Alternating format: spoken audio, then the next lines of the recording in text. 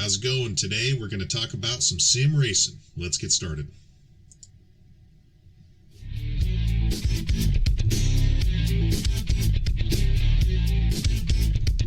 Welcome to the Fresh Squeeze Podcast. Do not believe what people tell you. Tylenol is not hallucinogenic. Really?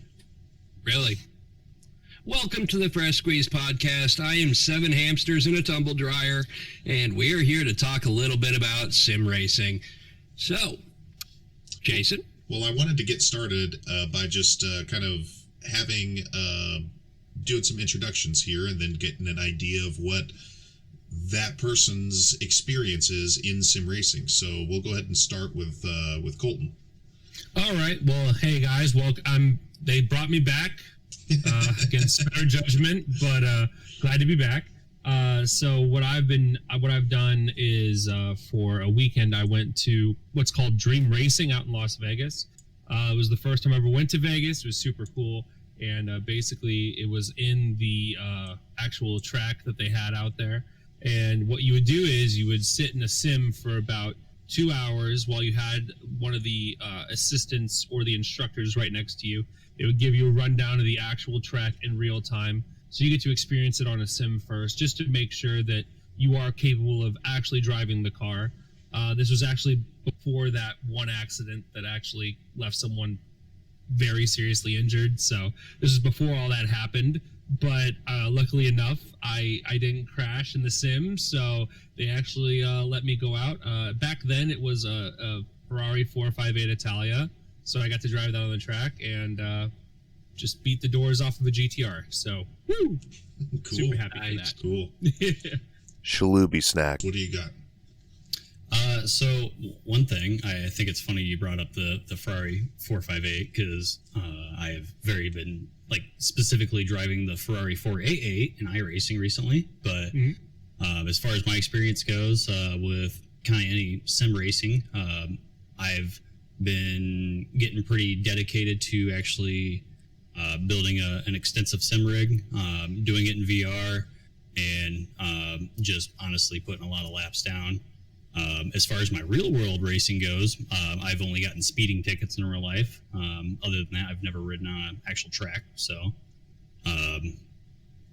so my experience with sim racing is mostly just within VR and within a recent rig that I built within the last year or so.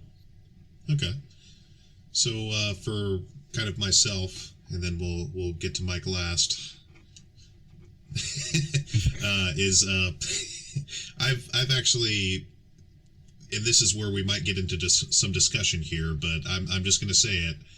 I've done console sim racing technically since high school, and if you talk about controller type stuff, Gran Turismo, all the way up through every single one of those versions up until GT Sport, and I have played GT Sport, which is kind of the premier console sim at the current moment. But that being said, I've had the opportunity to play Schloobysnack's rig there in the background on VR, and I've also used my dad's kind of much cheaper setup. But it's functional. He's got just kind of a PlayStation wheel and a couple of really flimsy feeling pedals, but he puts in a lot of laps. But, beyond that, it's been mostly just kind of like controller-based, casual-ish racing type stuff. I just want to mention your dad still hasn't accepted my friend request on iRacing. He's like, nope, he's not in my league, man. From what I could tell, he mostly does oval racing. But. Yeah. So what do you got, Mike? I beat Rainbow Road on Mario Kart, and I'm pretty sure that Richard Hammond's car insurance is like $10,000 a month. He crashes every car he drives. Oh yeah.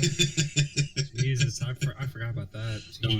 Don't put an electric car in his hands. Well, I'm pretty sure Richard forgot about it too. What with the dead drama. So Schlooby, you had a video. They've only told him that he drove a rocket car once. So well. Yeah. So you had a video you wanted to share with us. Yeah. You should already have the link, I believe. Yeah, I have it up here right now.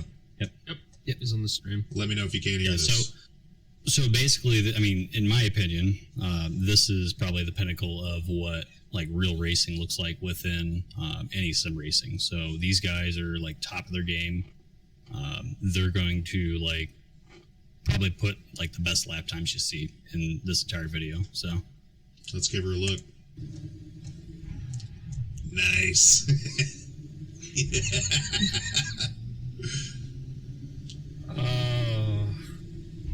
If someone doesn't flip over, I'll be sad. Oh, these guys aren't going to flip. These guys are great. All right. I just want to point out that the sound of all the cars going down the road is kind of like the ambient sound in the Ghost level on Mario 64.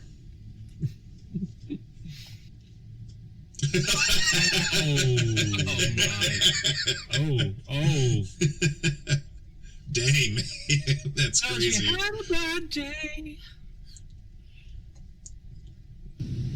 So in case you guys don't know, those are Reliant Robins, and they're a 3-wheel vehicle with a single wheel in the front.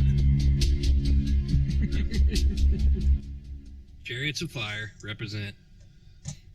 I don't want to get copyright blocked because of... Yeah. I mean, the video's on YouTube already, so... Yeah, exactly. Plus, we're doing a review. Also. Well, since we're doing this real quick, I think we get the idea of the massive crashes. It's just slow mo more of the. That is extreme carnage right there, and carnage. I've got to just share kind of a funny thing here. Bro, wake up! It's 2007. It's gonna start funny, and now I'm gonna get sad. Oh dear. I'm already sad because it says 2007. I just realized what year it is, but the glory days.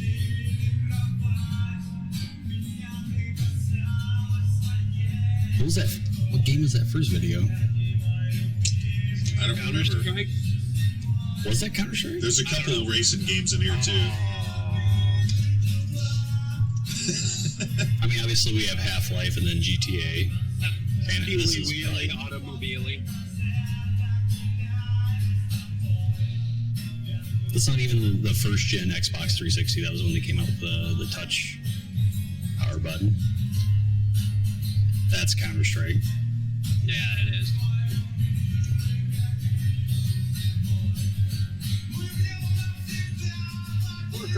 Warcraft, yeah.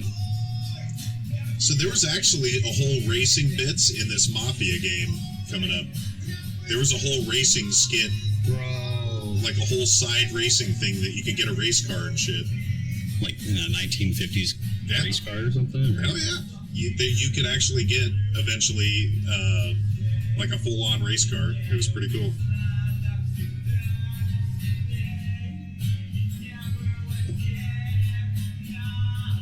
Anyway, the racing days. Oh shit! Did you play that shit? This is Need for Speed, right? And here you go. No fucking racing wheel required, dude. Look at that. Oh god. That's true. That's true. Some reason right there. Yeah. WASD. Wanted to take you down memory lane there, but Colton's old. I get it. I played very few, if any, of those games consistently. I played Warcraft for like a month and then got bored of it. Can you drive a car in Warcraft? No. Oh no, not in regular Warcraft. Well, I was gonna say in World of Warcraft you can. You can get a motorcycle. Oh god, yeah. My friend tried to get me to. I had a Mechano-Hog. The pin bike. I'm now curious if anybody's ever tried like setting up a circuit and like doing a race in World of Warcraft with like the vehicle mounts. It's possible. Granted, all mounts go the same speed. Well, not all mounts, but there's varying tiers. I mean, this is what you're going to learn about sim racing is even if all the vehicles go the same speed, there's a faster line around a corner. What? Physics! Yeah. Also, I do want to point out also that there was a little mini-series called Azeroth Choppers based around World of Warcraft where the two main developers had motorcycles built by an actual chopper company, and they look fucking awesome. Just saying. Just saying. Drugs, it's the WoW token. That's what they're Just doing. saying. Boy. Just saying, like Vegeta. Saying, So I was just gonna say, we're kind of talking a little bit wide here, but sim racing is, I guess, a pretty wide topic. But a lot of people wouldn't, I guess, consider, a Need for Speed or, something like that to be, actual sim racers. So, like, what types of games would we say we're considering to be like a legitimate sim, that somebody would, legitimately get a rig and, play that game specifically? I mean, so people can still absolutely get a rig for games that are not necessarily considered a sim and more arcadey. Right. But I mean, iRacing and Assetto Corsa are probably the two biggest ones. There's also Project Cars. There's also, Forza is very arcadey, but it's probably one of the more realistic arcade sims that are out there. BeamNG, so it's spelled like BeamNG, but it's called BeamNG. Goes through and does a lot of calculations for like the physical properties of a car, which ends up having like really good destruction or physics for wrecking. But as far as like somebody that was going to go out and actually probably get serious into sim racing goes, iRacing, Assetto Corsa, those are like the two main ones that somebody's probably going to actually try and do for doing realistic racing. Sure. But the dirt games, those were the ones that pissed me off the most, honestly. there's a lot of guys that do that have rigs that do dirt. Because like who is it? Colin McRae. Like all those games are a result of him, and yeah, those are probably the most fun rally style games. And then you also have like drifting with who's that major drifting guy? That's the one that was starting it, or the one like Formula D and stuff. On. Oh, Keiichi Tsuchiya, that's the dude. Ken Block. Ken Block is who I'm thinking of. Okay. Yeah, Ken Block is who I'm thinking of. What's that? Oh, never mind. That was you, Jason. Never mind. There we go. That was me. Yeah, I was like, you got a new message, and I'm like, oh, okay. The hell? there is also the whole Initial D thing, which is, it's just Formula D stuff is so fun to watch, man. Right. So fun. One of my friends tried to get me to watch the anime Initial D. I just couldn't get into it. I've actually never watched it, but I know that there's some pretty funny memes about Initial D and racing. Yeah, Deja Vu, like the song. I'm sure you've heard the song. Oh yeah. It's become a meme. It's not even like it's transcended the show that it was in. But it's not even a show anymore. It's just the meme. Well, if you are into cars, like I wouldn't suggest Initial D because like time means absolutely fuck all for that show. So like there's stuff. There's like it gets to the point where it's like stuff from like 2000, 2007, 2009 kind of stuff. It's like you're racing an 80s Corolla basically in American terms. And it's like, bro, no, stop. The car itself has anime protagonist armor. Yeah, there you go. It cannot be defeated. I mean, what's kind of funny though, if you think about it, is a lot of those cars are actually like pretty big rally cars from that time zone, like that time too. Like the Ford, what am I thinking? F-150? No, not Ford F-150. Good mudding truck, but ram them off the road. Not mudding. Mudding.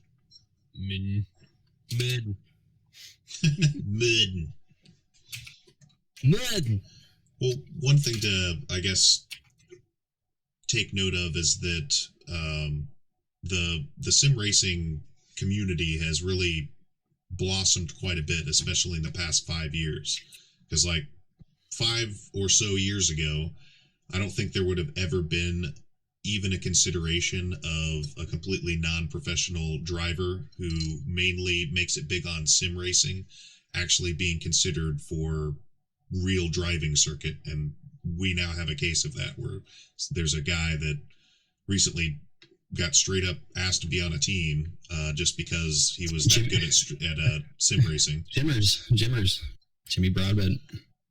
But I'm just saying, like, there's some pretty big differences to note, obviously, between, you know, doing sim racing and doing, you know, actual real car racing, because in the sim race, as we saw with those three-wheelers, you know, or the three-wheel cars, nobody's getting hurt there no matter what happens. No matter if you were to ever make a mistake, you're never going to have that fear for your life or whatever. Whereas, you know, really, when it comes down to it in real life racing, not only do you have to be a good driver, but you also, it really comes down to who fears for their life the most in some cases, you know, because you're pushing that car to such its extreme levels to where, you know, you might just have a mechanical problem, or, you know, any number of things could happen that are going to actually risk your life, versus in a sim racing, you don't have that issue. You know, you can go balls to the wall and not really have to worry about, am I going to make it out of a wreck if I, you know, go around this corner too fast? Absolutely. Meanwhile, in Russia, somebody's holding a gun to a guy's head, making him do a racing sim. No, I mean, depends on what kind of, like, and even it depends like what kind of league or what kind of racing that you would do in real life. But like some of them, when you get into the, you know, the F3, F1 kind of thing, it, I mean, also like the effects of G-force on your body for extended periods of time. Like people, I mean, you know, people, it's kind of like a duh thing. Like, of course, you're going around a corner and the car is sticking to the road and you're just bracing basically and you're strapped in and stuff. Right. It's still, that would still, like, I can't even imagine those kinds of G-forces, and then imagine that for like 2.5, 3 hours during a race like that. Yeah, the amount of just stamina and stuff that you'd have to have just to not get out of the seat, and the 24 hours of Le Mans. Like, I don't know how. I was gonna say the endurance races where they go for 24 hours. And like that's, yeah, it's, well, I mean, racing is about going super fast. Why does it take so long? I mean, they're not all 24 hours, but we're just waiting for the although Italian you do cars bring to up an catch interesting fire. point. I used to watch a little NASCAR when I was a kid. I wasn't really big into it by any stretch, but I like Jeff Gordon. But like whenever I would watch NASCAR races, Daytona 500, what have you, on ESPN or whatever network it was back then, I would always be super sad because it was over so quickly. Like, you know, it'd be like an hour-long program, and I was like, oh, it was so fast. I missed the race. Give me my nachos. But then, like in reality, the races are like 3-4 hours long. And they cut so much out of it for TV. I mean, commercials, but well, besides just commercials, it's like they're not doing one continuous shot of the race either. So it does kind of dampen the. You see what I'm trying to say here, but yeah, like it's deceptively long. And then, those G-forces. I had watched a documentary about the Blue Angels a while back. And one of them had mentioned that one of the previous flyers in the Blue Angels had suffered some sort of spinal compression from the G-forces from merely being in a plane for 2 or 3 hours twice a week. And that's not to fuck with. So one thing I think is kind of ironic about you bringing up Jeff Gordon. So during COVID, they obviously weren't able to go through and do actual events or races because they had to go through and have they just couldn't have that number of people getting together to watch a race. And so Jeff Gordon's now like a commentator for NASCAR. He doesn't race anymore, but within the last year during COVID, he actually participated in a NASCAR race using a sim. So he was in iRacing and he raced with Dale Earnhardt and other drivers in a NASCAR race on a sim, and they broadcasted it as if it was a traditional NASCAR race. Right. Wasn't there somebody so there was another, well, that's not a controversy, but there was a controversy with that because there was NASCAR drivers that were doing races, and one of them said like a racial slur or something and got actually penalized in NASCAR, I want to say.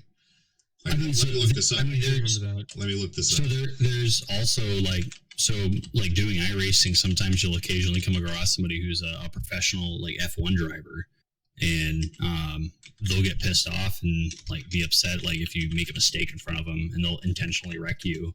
And there's drivers who have literally been banned from the service that drive F1 or F3 or some other kind of motorsport professionally, and they get banned from the service. Right.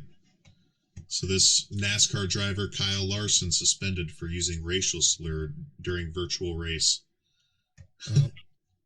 Was the gamer word? Yeah. He's so messy. I hadn't seen this. What does he drive? So he's NASCAR. Okay. Right. Yep. But he... What service did he get? On iRacing. iRacing. Right. Yeah. But he got reported, and they were just like, oh, what? It says it says he rage quit an official NASCAR iRacing event televised live nationally, and his sponsor fired him immediately. It wasn't even just a private event. It was just an actual televised iRacing event. That's ridiculous. Right. Anyway. Well, it makes you wonder though, because like I've only been to one actual NASCAR event, and it's like, God, those cars are so loud. I wonder how much of that gets lost in translation just with engine sound and background sound and stuff. It makes you wonder, because obviously if you're on a computer and I'm on a headset talking to you guys, this mic's already close enough to my face, but any little thing I say, it will pick up. I mean, in a regular race, the drivers don't have a direct line of communication to each other. Like, they have radio with their pit crew, and all the pit crews can hear each other, but the drivers aren't able to like send a direct message to somebody else like, hey, you're a fucking asshole for getting in front of me. just type it on the keyboard from the steering wheel. I mean, that's the biggest difference in like an online game like iRacing, where if somebody's pissed me off, I can literally just voice message them directly like, hey, fuck you. Right. But like, I'm about to pit maneuver you. I think it's worthwhile to just kind of see. So let's talk a little bit about hardware. So like, what's kind of the intro kind of, let's say let's just assume you have a computer already that can, run most games at, medium to, decent settings or whatever. Like, what is the actual extra hardware that you'd actually need in order to do sim racing effectively? Like, no keyboard turning, like. I mean, probably if you were to try and like, you're not necessarily serious about it, but you're just trying to get introduced to it, the most basic thing is to have a steering wheel that you buy and can clamp to your desk, and some pedals that come with it, and they're potentiometer based pedals, so like it's all based on position rather than pressure. And you're in a fucking desk chair like we're sitting in right now. Right. And every time you go to brake, you push yourself back about 4 feet. But right. And what's the rough cost on that? Like a couple $100, $100? Oh, I mean, you could probably get into like doing some sim racing with like a Thrustmaster set or something like that for $200. Hey, my mom had one of those. She kept it in the top drawer.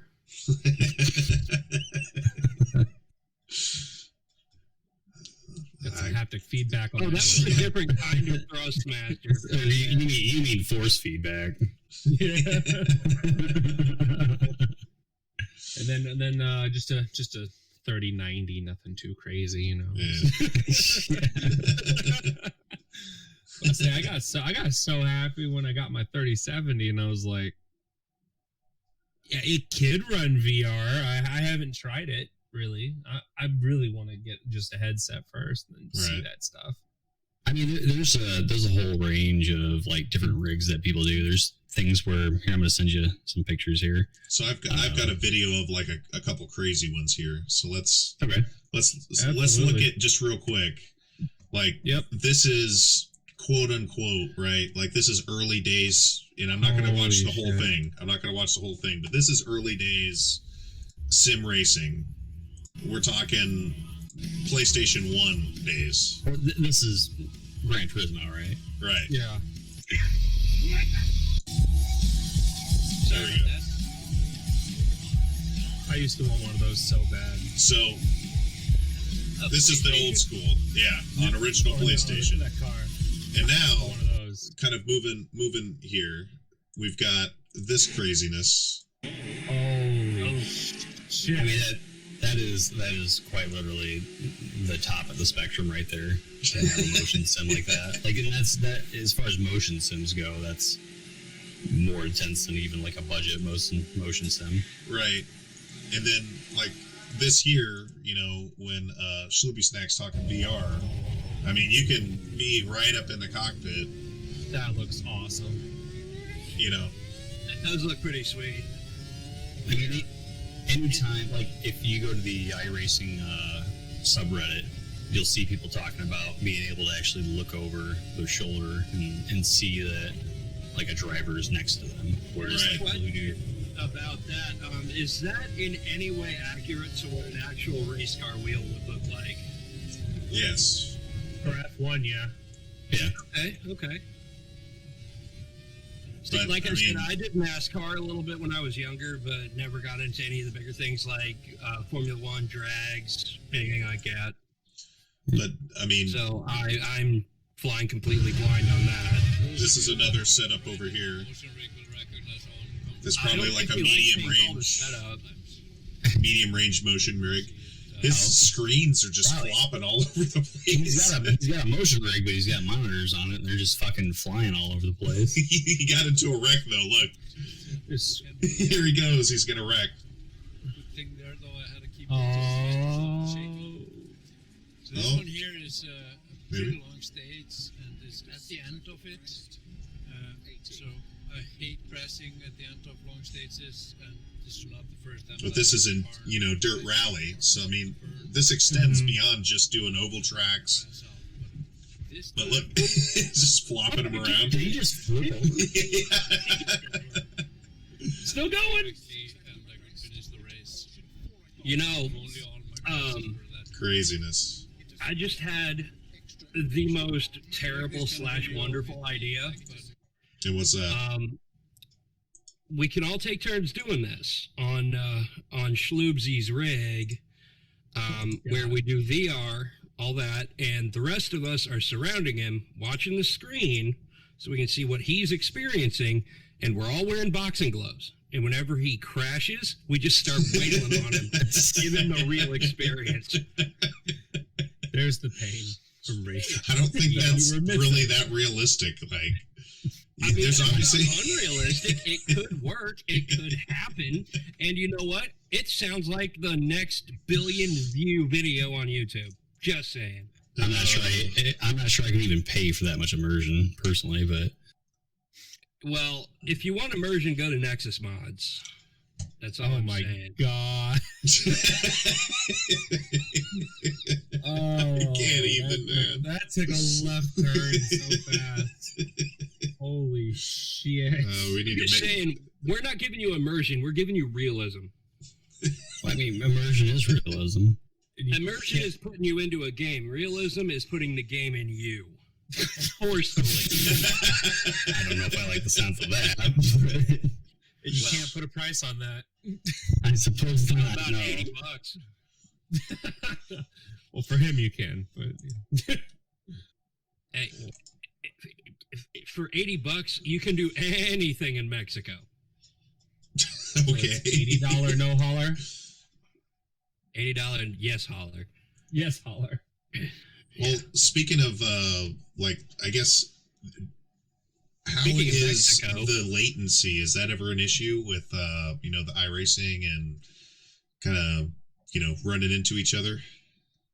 Oh, I mean, so the net coding is an absolute thing. Like, so, literally, if you just look up iRacing netcode incident, you'll see like situations where somebody's 3 feet from another car and they spin them out because netcode thinks that they're in a different position. But okay. Seems like a pretty big bug exploit. well, it's not really an exploit. It's just a limitation of the technology. I mean, Okay. I mean, I will give you that. But, I mean, if you're going super duper hardcore competitive with this virtual racing and whatnot, like if... pretty much anybody that's, even if they're racing in the lowest tiers, everybody thinks they're faster than everybody else. And they literally just, you're in front of me, I'm faster than you, let me by. Right. And I mean, so like there's this whole racing etiquette thing that's out there, which is like, hey, if somebody's really driving that much faster than you, try to let them pass safely. But you also want to be able to like, hey, I have this position and I want to like race you. I'm not just going to be like, all right, I'll pull over to the side of the road and let you by. Why But did her eyes look so unreal there? Like, I also we Oh, gotta. it's in 144p. This is entitled every single or typical iRacing start. I mean, this is how every like iRacing track or like within in the lower splits, this is how it starts.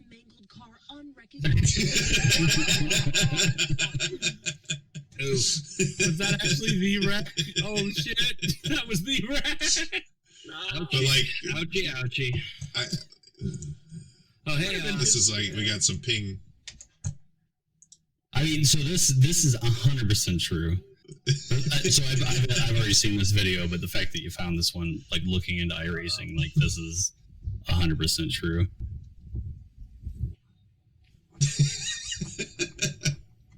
Struggling. he's doing the whole Princess Vanellope thing from Wreck-It Ralph. Well, the part that where he's going backwards too, like.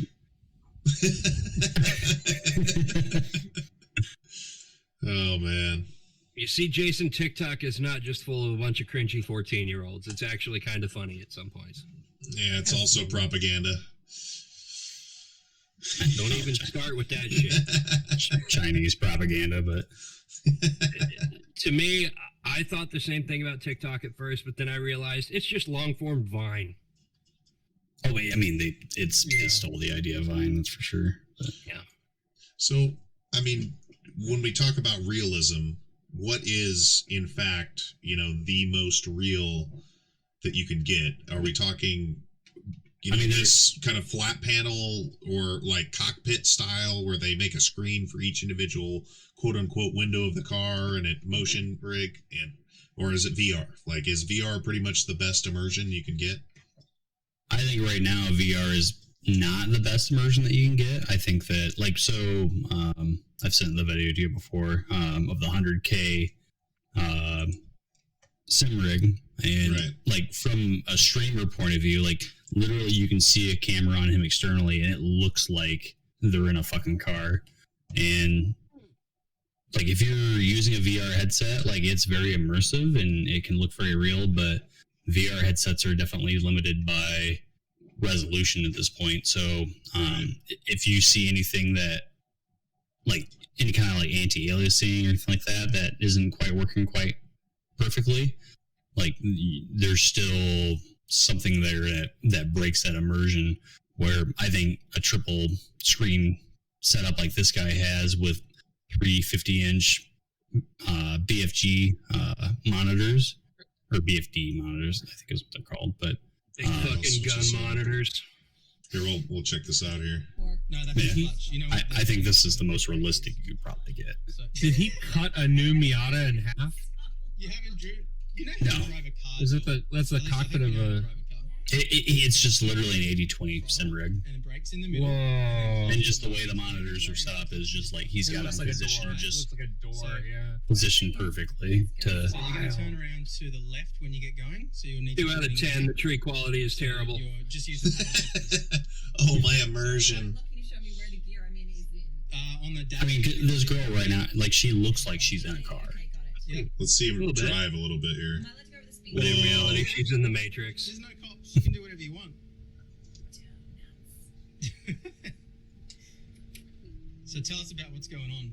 Okay, so the wind is blowing quite. So this is Yeah, 100K you for can this feel the rig. wind- The wind in your face. I can. Did you hear that? I can feel like This dude's got a fan kind of almost like it's that vibrating. blows the Yeah. wind in your hair. Yeah, I mean, he's got a wind simulator, like that's a thing. There's also bass shakers that people buy where Yeah. it literally just like vibrates your seat to simulate like different forces. That's Wind crazy. simulator, though, I mean, that's like the Gucci version of a Yeah, box if you crack, fan. It's going to throw you about. I mean, you want to feel the wind in your hair, right? Sure, What but else would you drive a Miata? box fan. Box fan. Box fan. Just Also, title this one. Title this a box fan. Just to point out, that video, it had like the perfect setup for a jump scare. Oh, I guess so. my wife is divorcing me now. My wife tried a 100K video. I'm getting This is my last video. No, we gotta check out Oh, this. So this guy, he got like a ton of flack for the way that he was turning his steering wheel. And we're just gonna use this as a jumping off point, like of how competitive and or ridiculous does the sim community get. So let's check this out. I just want to mention he's playing Forza right now, but Yeah. Look at it. Oh no. I mean that's how I steer my regular car at home personally. But I mean, are you ever in a situation where it requires you to be that animated? It's like, what are you doing, dude? What, at that point, I probably would just let go of the wheel. yeah. Just- Have you not driven a regular car there, man? Or- I don't. I mean, he looks young enough. It might. Are you driving Mr. Bean's car? Wow. He broke both of his wrists that day. Holy shit. Well, I mean, and luckily he's only using like a G923 wheel there. But if he was using an actual like direct drive wheel, like that actually probably could have broke his fucking thumbs. They spin back or something like. Those are the ones that Mhm. have that I mean, resistance. it's literally a servo hooked up to a steering wheel. Oh no. Yeah, I've been bad. Well, I mean, he thought his passion was going to be like virtual racing, but then he realized he had the perfect shot at a job at Snyder's of Hanover because he could twist himself into a pretzel so easily. All right. So let's continue on with it. Do you think that you have like a pretty good community in the sim racing kind of the different sims that you play? Does it vary pretty wildly? Because I've heard there's a lot of fanboys about iRacing. I mean, iRacing mostly consists of people that are like arguing with each other, like just I'm faster than you, and then like if you look at the subreddit for it, it's 90% just videos of people saying, "Hey, who was at fault for this racing incident or this crash that happened?" Oh yeah. So it's like Russian cam drivers. I mean, literally, it pretty much is. Like, So for the people at home, because like I know I've only bought a set of Corsa. I don't have the thing with iRacing. More so because I don't have the actual hardware to do something like that. But well, if you do iRacing too, it's a pretty expensive like ecosystem to get into because not only do you pay a subscription fee, you're also buying cars, tracks, that's exactly what I was going to ask. Is there a subscription fee with it? Because I know with Assetto, it's a one-time. Like it's like cheap now. It's like $20, like a $20 purchase. You're done. There you go. Mod away. Assetto's like the budget way to get into it. Assetto's not bad. Assetto actually even is more graphically impressive than iRacing is. However, like the way that they do their online matches, it's like set up like you're going into a first-person shooter lobby. Like you just select servers from a server list. And whereas iRacing actually has like a really robust ranking system that goes through and tries to match you with drivers of similar skill. And on top of that, though, you're paying a monthly subscription. And then like there's free cars and free tracks. But if you want to go beyond just the free stuff where everybody's just crashing into each other, like you're going to end up spending some money to really like drive some fun cars. Like, so I mentioned earlier, I've been doing the Ferrari 488 series or the season that they have going on currently. And just to buy the car, that was $13 or so. And then for every track they do a change on, there might be some tracks that I already own. But a lot of times, like every week I have to buy a new track during the current season. So like it just starts to get kind of expensive over time. There's a certain point where you've bought enough into the back catalog that it doesn't really matter, but it's certainly more expensive than just saying I'm going to buy a set of Corsa for $20. Yeah, and mod race whatever the hell you need to do. Yeah, race the content that's available on there, but to get the better, like I don't know, more official feeling races, like that's where iRacing really kind of takes off, or excels compared to Assetto. Is you really like when you go into a race, you feel like you're competing. Mm-hmm. And then for like you said, that it keeps your ranks and like your stats and stuff. Is there any like any ranking system, or is it just a level number base? Well, I mean, there's two ranking systems actually. So you have SR and I rating. So SR is known as safety rating. Safety rating is basically to allow you to get different classes of license level. So you can only race with other drivers that have the same safety rating license class that you have, which is hopefully to prevent you from getting in a race with other people who just have no idea what they're doing and they're just gonna run right into you. Yeah. And then you have I rating, which is like, okay, that's determining what split or what class of racing that you're getting into, so that you don't end up with like these guys that are posting lap times that are 10 seconds faster than you can even do. Right. Which is like a small eternity in racing. Right. Mm-hmm. Yeah. Yeah, a lot of people I feel get into that type of setting and just think that it's, like you said, you have to go over and beat the whole entire race in the first, 3 turns.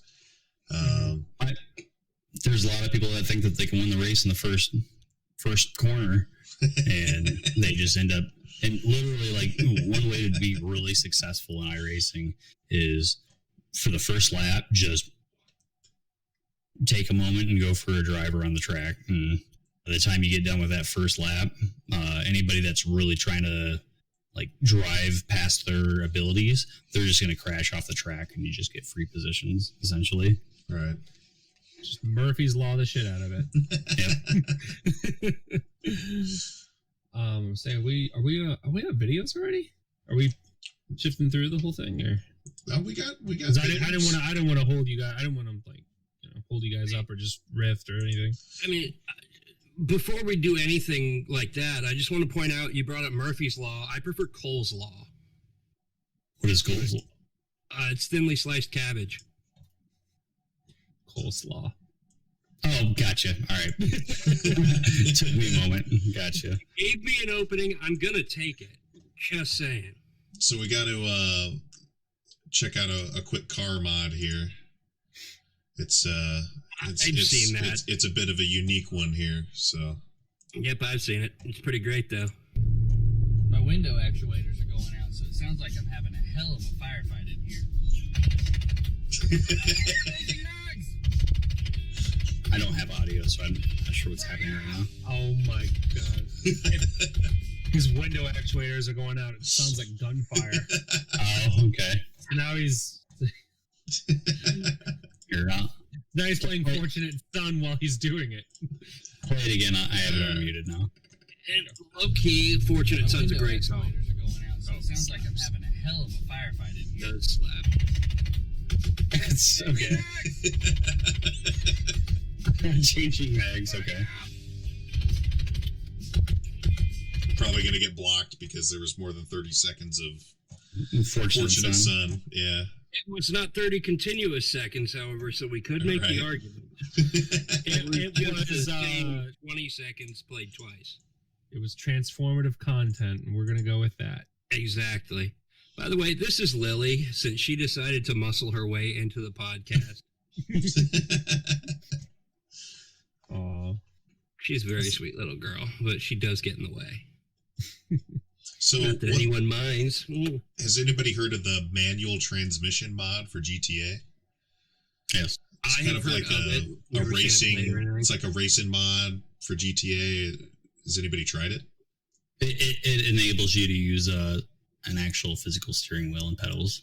But yes, I've used it with a VR mod as well. What were your thoughts? getting it. It's basically you can either just decide to do police chases with it, or you can do driver's ed simulator with it and just try to practice Driver's driving Ed simulator. and practice driving in regular traffic. Those are your options. All right. So some of the stuff is a little bit more kind of RP or quasi RPG or whatever, kind of like, I'd say probably My Summer Car. Yeah, I'm not seeing any other in this list that are that way. But yeah, My Summer Car is kind of a mix between kind of your own mechanic simulator and doing kind of a little bit of a RPG business type simulator. And I know you've played that, Schlooby. Yeah. What about you, So Crylic? I had to pee everywhere, and then I had crashed and killed myself. So my summer car is supposed to be like the Finnish life simulator, essentially, where you get to be a Finnish kid that his parents have gone off on vacation over summer, and you're trying to build a shitty drift car, or not drift car, a shitty rally car, essentially, and you get to actually quite literally build it from the ground up and actually assemble the engine. You have to do things like maintain the timing belt, and there's all kinds of different stuff you have to do. But That's cool.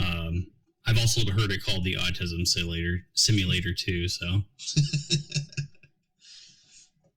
So It was basically, I died a lot. I played it one time though. well, and it's also it's permadeath too. So like you can get the car like built part way, and like you're trying to drive off to the parts store to get like the belt to get the car running, and just trying to drive to the store, you can crash into a fucking tree and then have to start all over. there's this old school game, this Destruction Derby. Did you ever play any of that? Oh, heck yes. Look at this. 1995. Here, I'm going to pull this up. An old one. So I put this legit on my high school computer and played this back in the day. Holy. I put that on my high school computer, and we actually got two computers to network together and could race each other. Wow. I don't know if I've actually ever seen this game before. It looks like It's the one PS1 graphics, but it actually looks worse than PS1 graphics. Yeah, But it's 1995 DOS. The taillights make it look like every car is like a weird Mustang kind of thing. Like, what is this? And you had like these little spots on your car that you knew what was more damage because you didn't have like realistic looking damage that much. But then there was a later one, and I wasn't able to see that one at quick glance, but there's actually a newer one, and I got it on another computer before I left. So the first time I put this on there, I got her off LimeWire or something like that and put her on the school computer.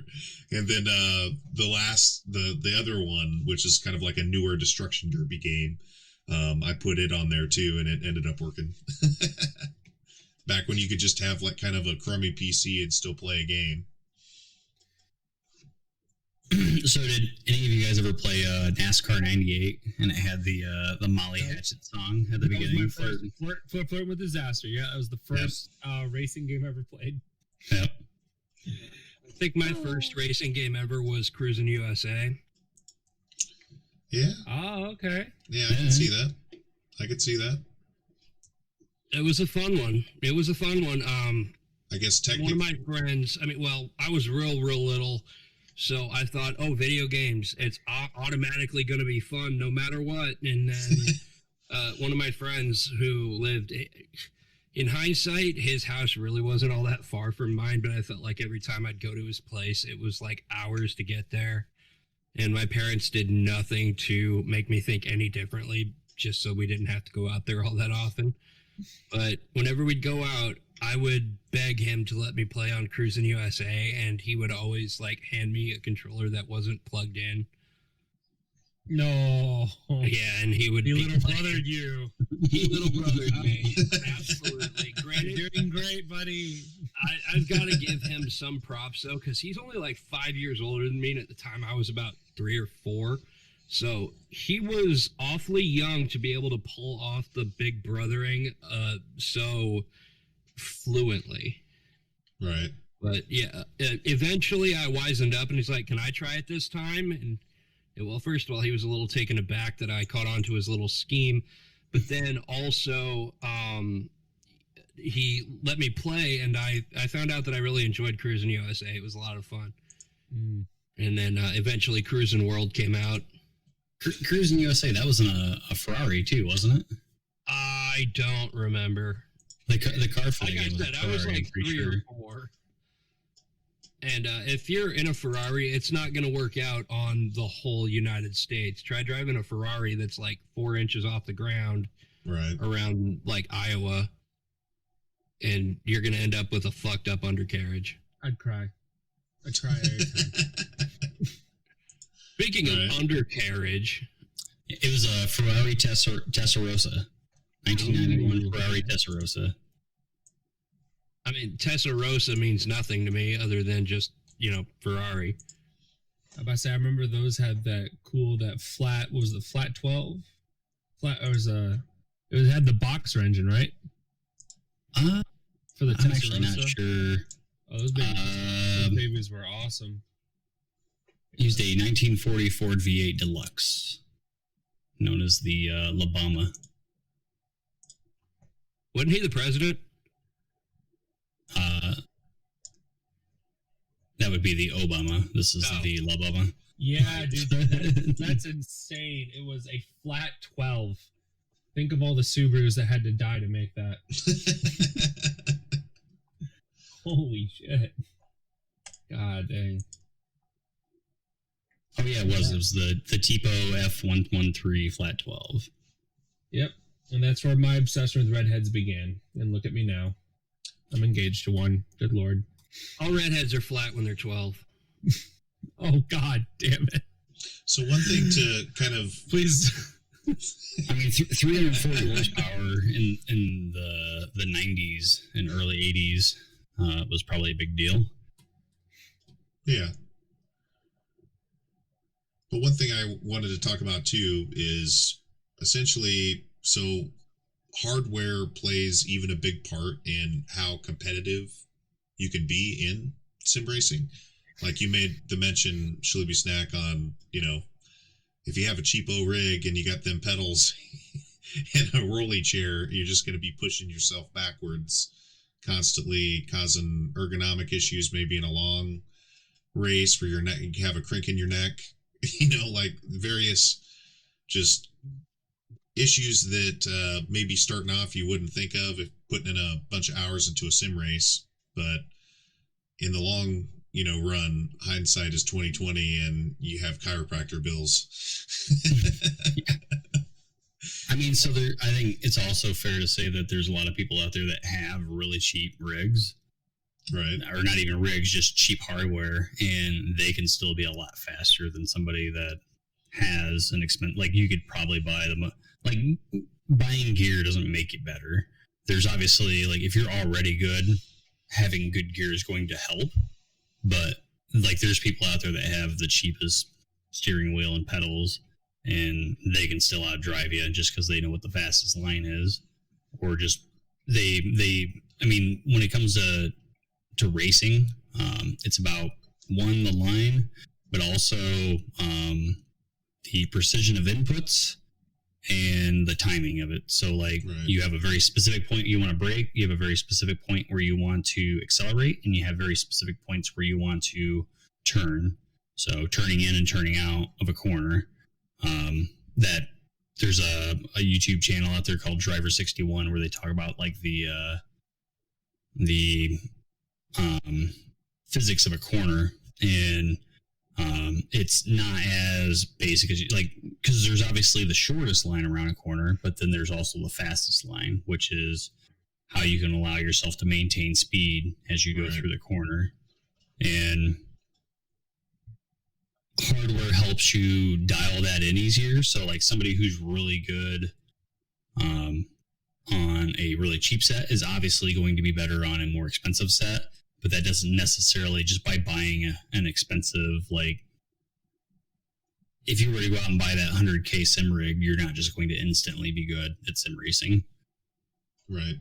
You'll definitely have an edge, but I would also argue that from an ergonomic standpoint, a cheap rig is going to be hellish on just about any gamer's back and neck and whatnot. Oh, yeah.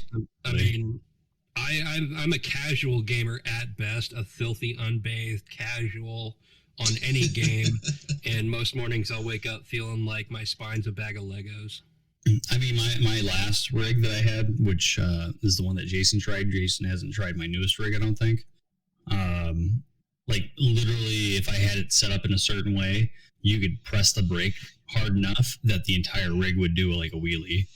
So you would lift off the ground, and if you think about it, that makes it difficult to know like where you're braking precisely. I don't know if any of y'all noticed, but my chair just dropped a couple inches too. You just take I don't it know down. what it is, but this thing just like the height adjuster on it is hydraulic. Yeah, the hydraulic is partially broken, so occasionally it'll just drop, and then I have to put it all the way back up again. Oh, I didn't even know if mine had any left, and it did. Holy shit! I was like, I haven't adjusted this thing in years. Yeah, I guess we got a little more. I mean, this thing cost like $100 at the beginning of the COVID pandemic when everything became expensive. Yeah. So I got what I paid for sure. So getting back to a while. I guess in sim racing, you have a lot more competition, right? Because if you go do, say, for example, a NASCAR race. Some of that competition might even be professional drivers too.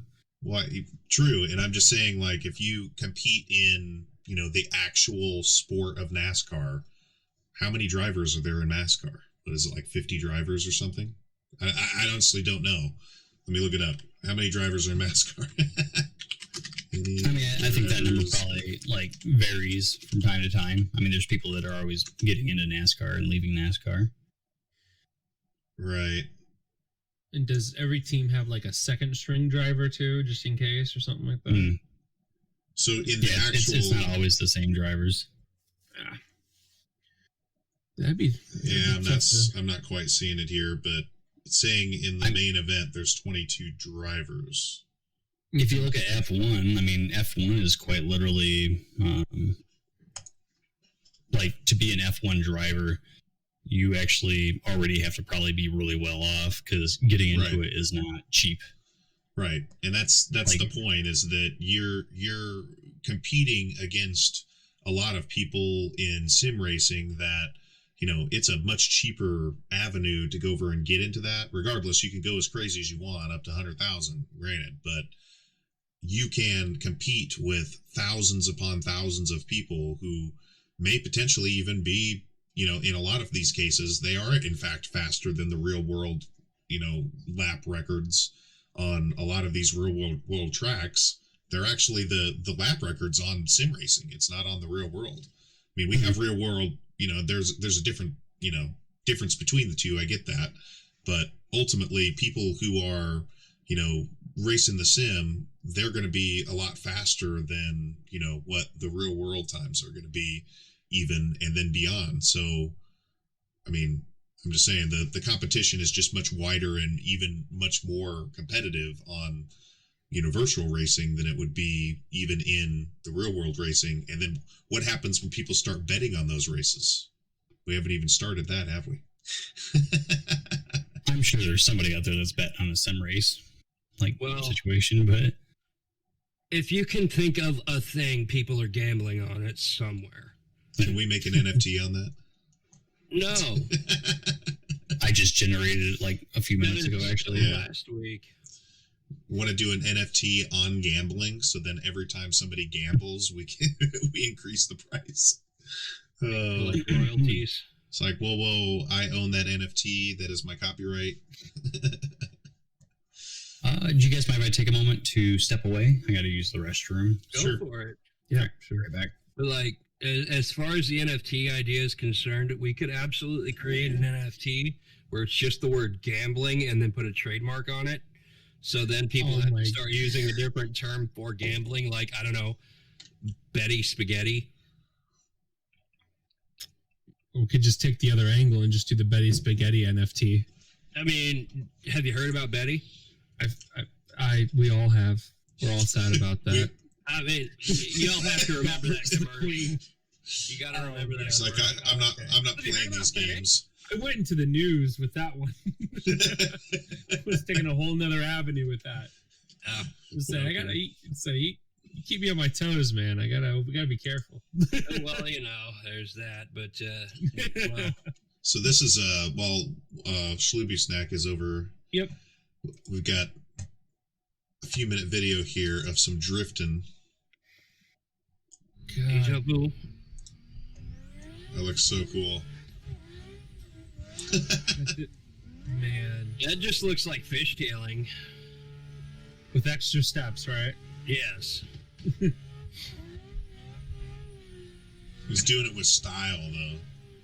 Speaking of fast, it looks like Schlooby just took the world's quickest poopy. That was not a poop. That was a piss. Oh, okay. Oh, you're watching the drift video? Yeah. Yeah, Look how much control. Oh, this is the That's drift impressive. video? I love it. Well, and so you notice in the top left corner of this video, like that guy's actually doing it in first person. Like it's just the third person views are simply for YouTube. I would venture to guess that it's a lot more difficult than that in real life. What? Yeah. A lot more difficult? So Yeah. in this case, I actually don't know. I know for like regular road racing and sims, it's actually considerably more difficult. Like professional drivers will get into sims, and one thing you hear about them complain about constantly is like you hit just a patch of grass or whatever, like you go slightly out of the range of the track, and cars just want to spin on a lot of sims. Like Right. you put 1% of the tire into the grass, and suddenly you're in the wall. Where in real life, it's a little bit more forgiving. This I don't really know though. I mean, I would just imagine. Well, first of all, looking at that wheel, it seems like it's a touch easier to turn than the average actual kart wheel. I'm trying to. I think that Looks like it's the force sim feedback. that he's using Yeah, it looks like here. So that's a Thrustmaster wheelbase that he's got there. So it's a belt-driven wheelbase. I'm trying as hard as I can not to giggle at the term Thrustmaster. Just But so like that's not a cheap steering wheel, but it's also not like the most expensive steering wheel that's out there. So like the more expensive ones are called direct drives, where it's quite literally like your steering wheel is attached to a servo and can provide up to like the really good ones do 10 or 12 nanometers of force, and if you get up to the 20 nanometers force, like you're getting a wheel that does essentially what an F1 car does. Whereas these are probably more like 6 or 8 nanometers, and they're also belt driven, so they're not as instantaneous with the force. So there's a little bit of delay. But I'm just saying, I mean, when we're talking, this is still, it looks like he ran into the wall a little bit there.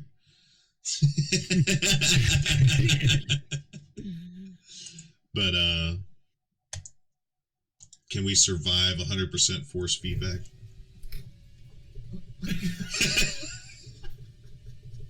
Oh my god.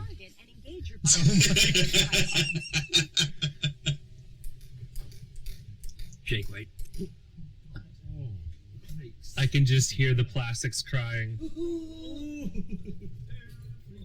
I just photoshopped poo on the screen. Oh my gosh, I can feel the definition already. Whoa! Not everyone.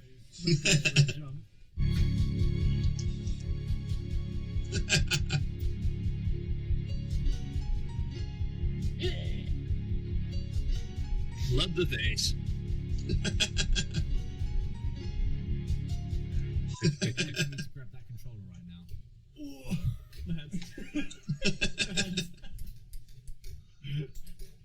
I don't think you'd be doing that in real life.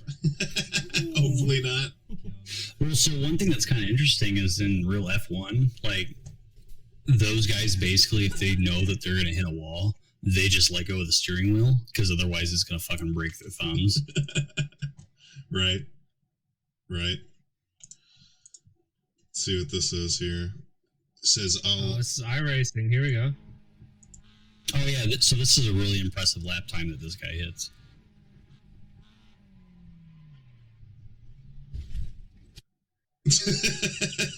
Yeah, 109, really good lap record right there. This is if you have some hardware issues, your wheel disconnects.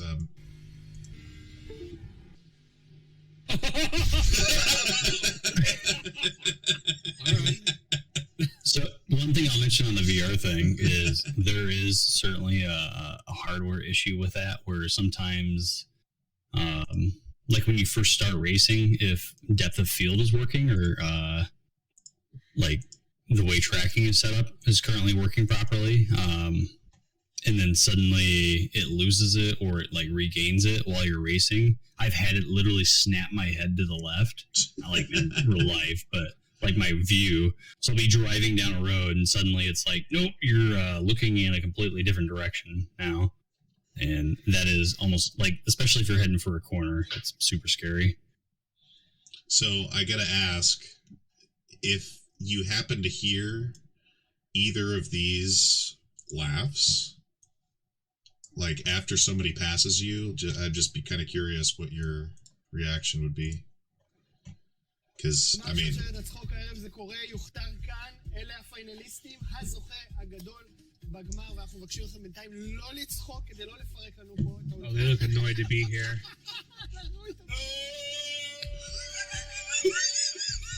ידעתי. לא עכשיו, שנייה.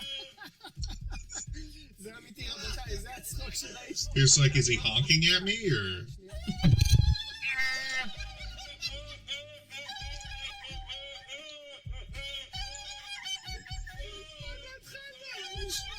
How do they find these two people? I mean, the fact that there's one that just has, he sounds like an air raid siren, and then I just want to point out that this sounds Turkish, and she sounds like a turkey.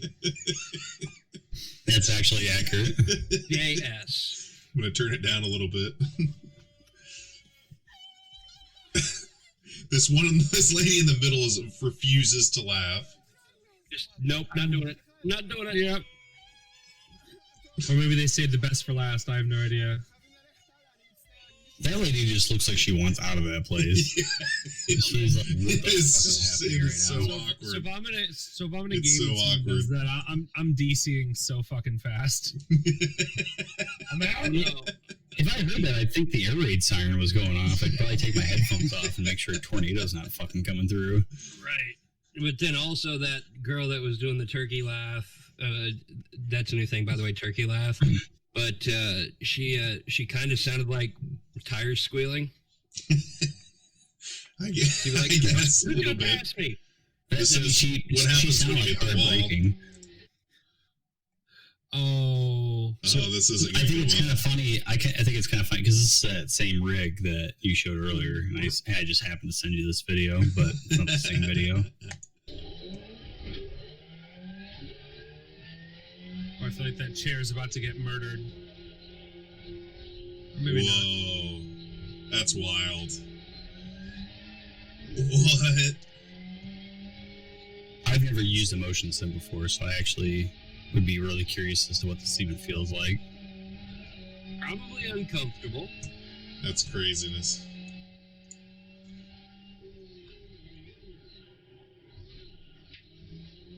What? I mean, the braking looks pretty authentic, but like that right to left, it looks like he's about to flip the car sometimes. Yeah. Well, you think he might be using a motorcycle? I feel like the motions are probably a little exaggerated though to compensate Yeah. for the fact that you're not actually in a car. Right. By the way, I just want to mention, you notice there's an e-stop button there, right? Yeah. Someone had an accident on a Through the wall. Thrustmaster. Which, I mean, that makes sense if you have hydraulics. Yeah. You don't want to. Well, I mean, it's somebody also could there get for their the hand wheel pinned. too. Somebody could get their hand pinned over there. So you, What I find kind of funny about this setup though is oh, is he gonna hit yet? Is it? Oh, he's got that expensive. He's got the really expensive motion sim, but then he has probably like the cheapest shifter I've ever seen sitting there. Imagine somebody in one of those rigs, but it's rigged up, so whenever they're in a crash, just an airbag underneath it, just deploys. just boom. If you're gonna be good at something, you better be good at it. You know, we could just look up Jackass clips. I mean, you want to see someone hurt, I'm assuming. Well, I mean, obviously. I want to see. but- I want to see blood. Podcast. I want to see Yeah. blood. Hey, pain is funny. It's not a real fresh squeeze unless someone gets hurt. Absolutely. Well, I mean, yes. So one thing I think might be kind of interesting for us to look at is some Beam engine videos or BeamNG. Oh, I love these. Oh, I didn't send you any videos for that, Jason, but just wreck shit, man. I said Jason won. Cars versus 100 spike strips. Oh. I drove over a spike strip by accident once. It was one of those ones that's like it's on a parking lot, so you can only go in one way and out the other. I have not seen this. I thought you were gonna say something like it screamed. I'm like, oh, that's a person.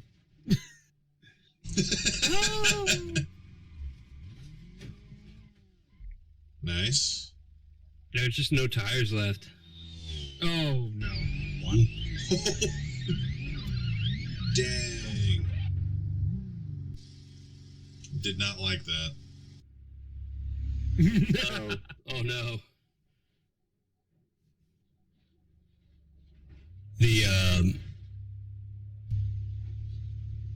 The jump competition like maps that you can do on this are really good too. Oh, that must be a Bugatti. It just plowed through it, man. Oh my gosh. Still had no tires. It went for This it. might be the first time the French has won something. Oh, bus driver. Hope there's a lot of kids on board.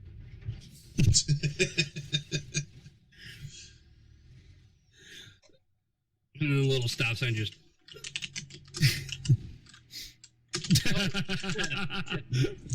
Fuck you, dummy. Just going for it. Come Oh. on, baby. Oh. Come on, baby. Oh, so close. Lost it. Almost got the Baja truck going. Lost it. There we go. Wouldn't- Smarter, not harder. I mean, technically these can't be flattened. Those wagon wheels. Apparently they have no traction either. The Amish. Nice. What? I am disappointed. I'm kind of surprised they got stuck, honestly. There we go. Oh, there you go, Elon. Well, this should just drive right through it. It's like, haha, Elon. Yeah, Musk no is problem. smart to the Done. I haven't seen this video This before, by is the way. just I didn't all an expect that. ad for the Tesla car. Oh my god. God. Owie. Owie.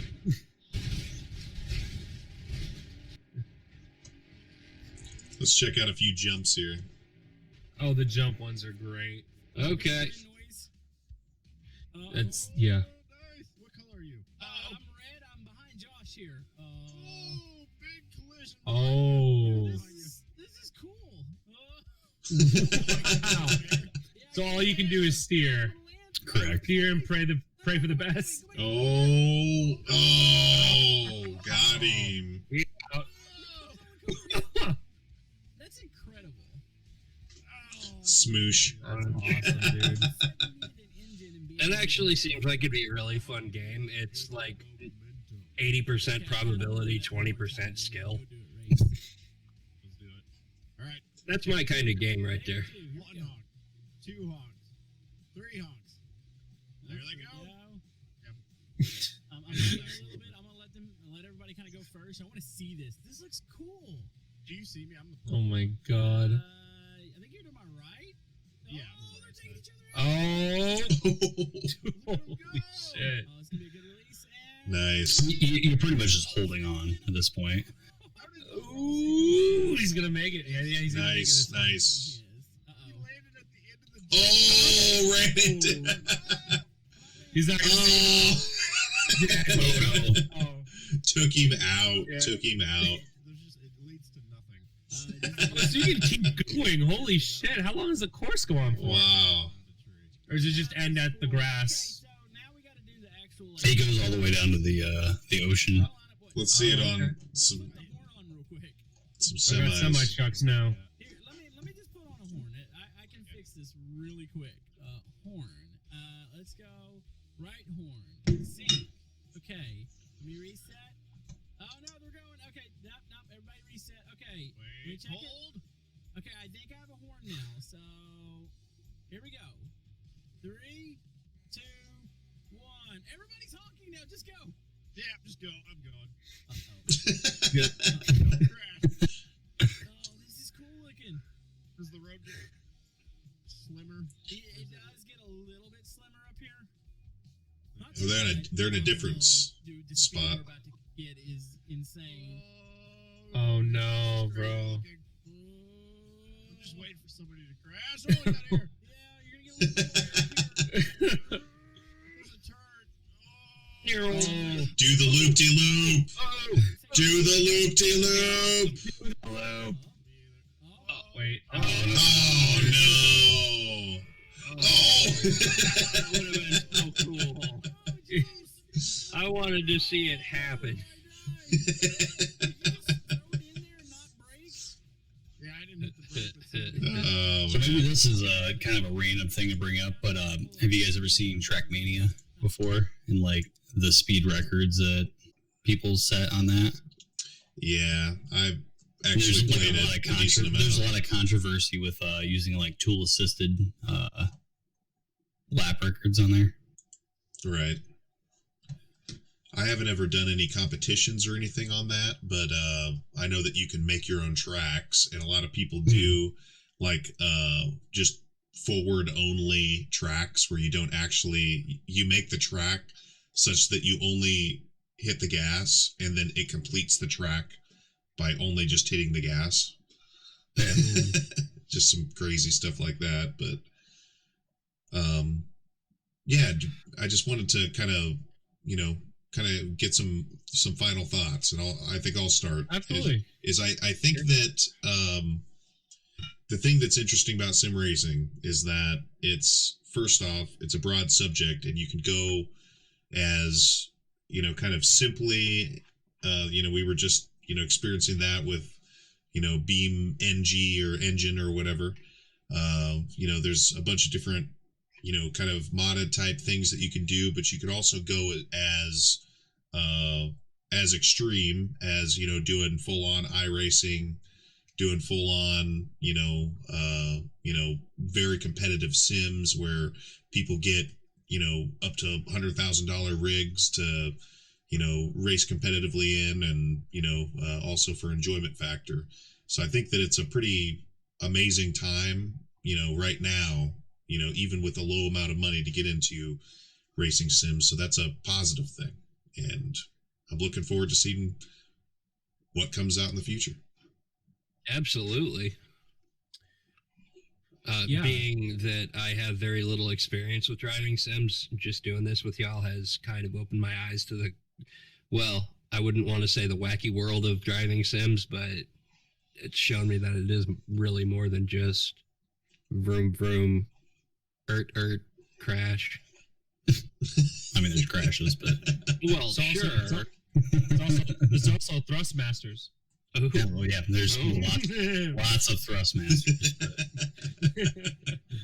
The masters of thrust. Oh yeah. I think one thing to consider too is like for people. I know, Mike, you said earlier that you're not really a car guy, but whether or not you're a car guy, like there's a lot of people that like to like go fast and just drive quickly or just even have fun in a car. And I think I think that sim racing provides the ability to actually like get the enjoyment of racing without having investment. Like you can invest a lot of money into having a sim. Oh, sure. But that being said, like you can actually race vehicles that are multitudes more expensive than you could ever build a sim rig for. Like you can spend $1,000 or $100,000 building a sim rig, but that's still cheaper than buying a fucking Lamborghini. Oh yeah. Well, I'm thinking that racing in general is going to be a bright future because, like we mentioned before, and you put this guy's name in here, Jimmy Broadbent. He actually got into like a real, racing league.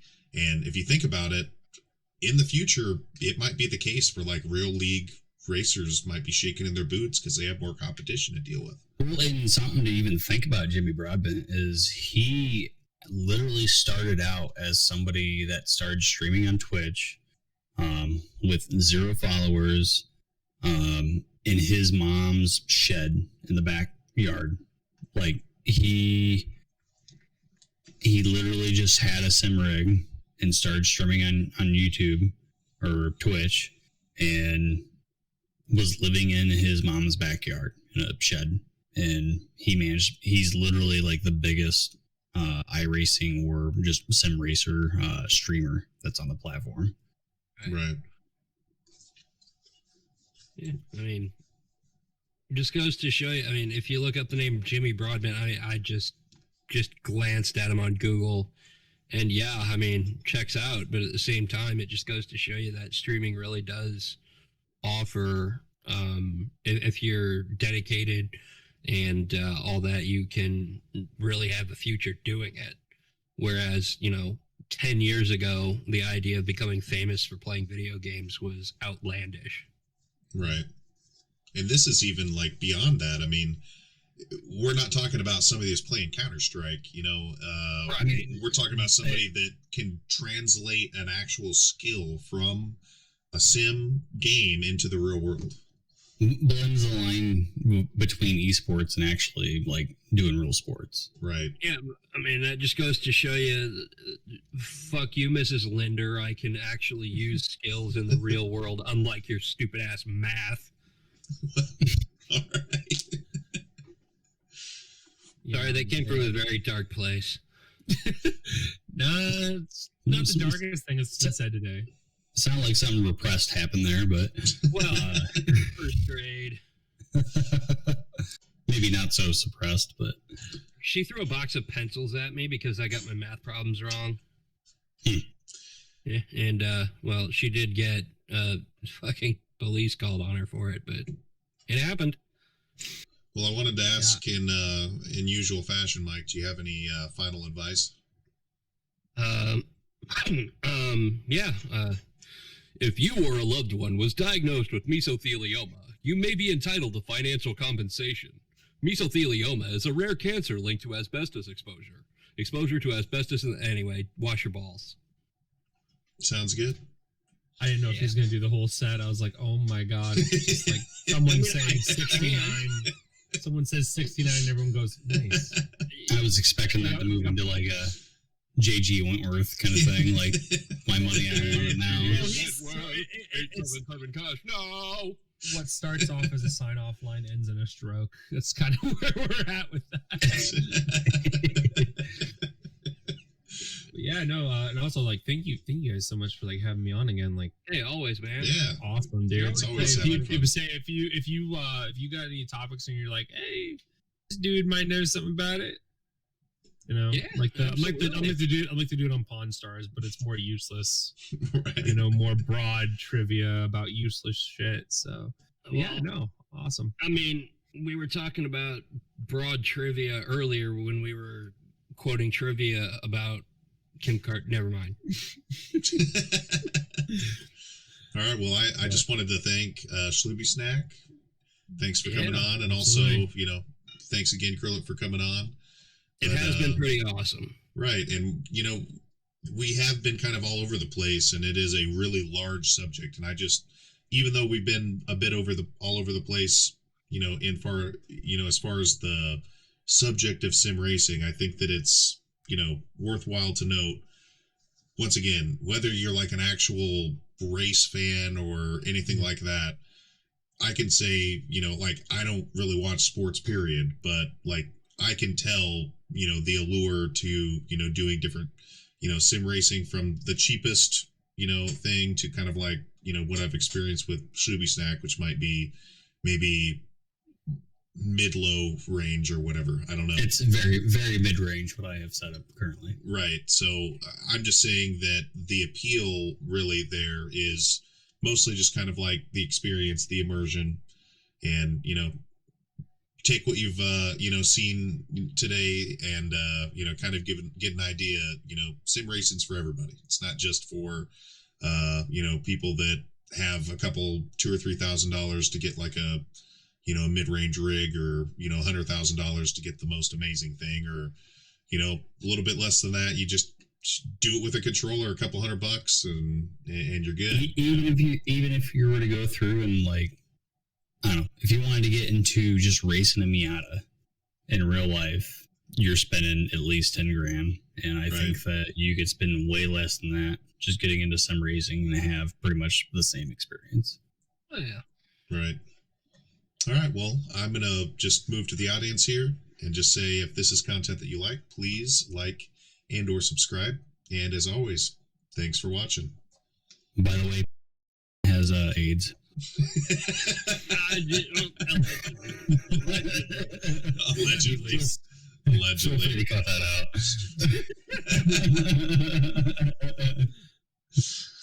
Oh, shoot.